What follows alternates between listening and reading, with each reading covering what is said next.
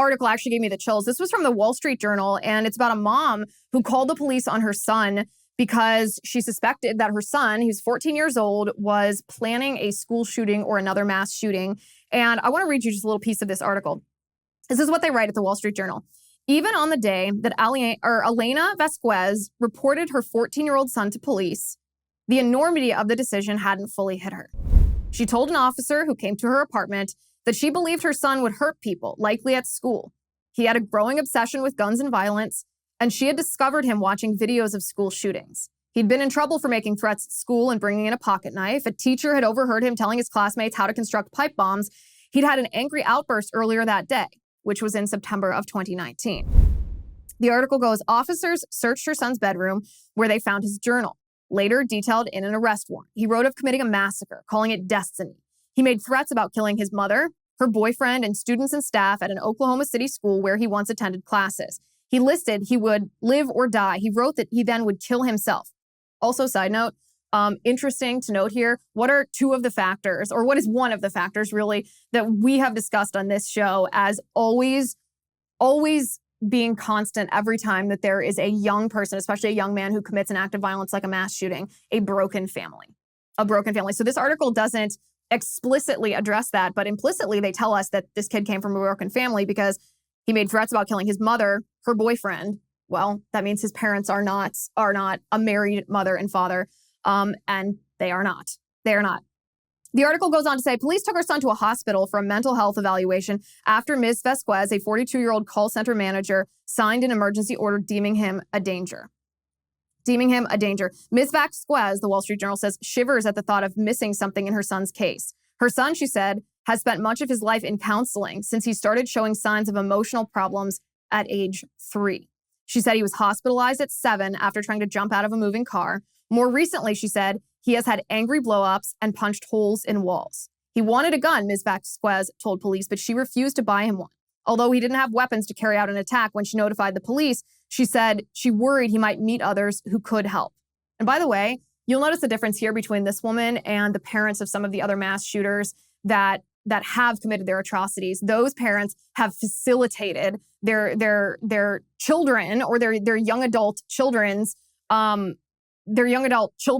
desire and intent to commit this act. They've actually purchased a gun or signed off on a legal paper that would allow their minor child to obtain a gun on his or her own. This mother did not. This mother, as you will see, this mother is a hero. She made the most horrible decision, faced the most horrible decision that you would ever have to face as a parent. This child that you grew inside you and you birthed and you nurtured and you loved and you raised.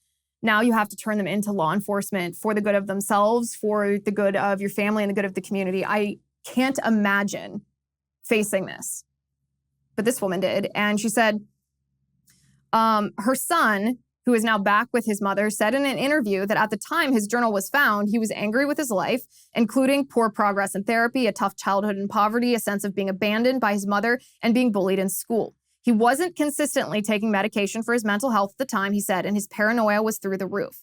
As for focusing on mass shooters, he called it a passing interest. He said he doesn't believe his mother needed to involve the police and is still unhappy that she did so.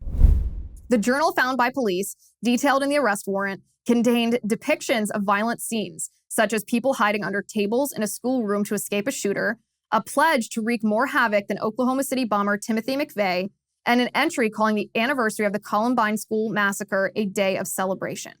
This is a direct quote from what he wrote. I want to kill and get vengeance on humanity, the government administration, and the other kids. I have few equals. I hate them all. I've been betrayed. This world doesn't deserve me. They'll see. They'll all see. End quote. This is the sad part. So when his mother realized that her child had mental and emotional problems, that he wasn't taking his medication, that he was growing increasingly more violent, that he was obsessed with mass shooters and mass killers, and that he was writing these things in his journal about committing an act himself, she called the police, and the police took him for a mental health evaluation. And this is what the article says. Ms. Vasquez had hoped that contacting the police would help get her son long-term residential mental health care, something she had difficulty doing. Her son has a separate medical issue, she said, and facilities told her they didn't have the staff to address his needs. Instead, she said, he received short-term inpatient care. He also received a felony charge for planning an act of violence. Here's the thing. This young man did not go to prison. He was not convicted on this felony charge. The charge was actually dropped. It was dropped because he did community service and wasn't a problem while he was doing this community service. And he says now, he was 14 at this time, he says now that he wants a gun when he turns 18. And perhaps he'll be able to obtain that because he had no prior commitment and no prior involuntary commitment and no prior conviction of this felony charge because they didn't charge him because he did his community service. And this is where things get really messy because it's one thing to deal with this when we're talking about minors. It's another thing to deal with this when we're talking about adults.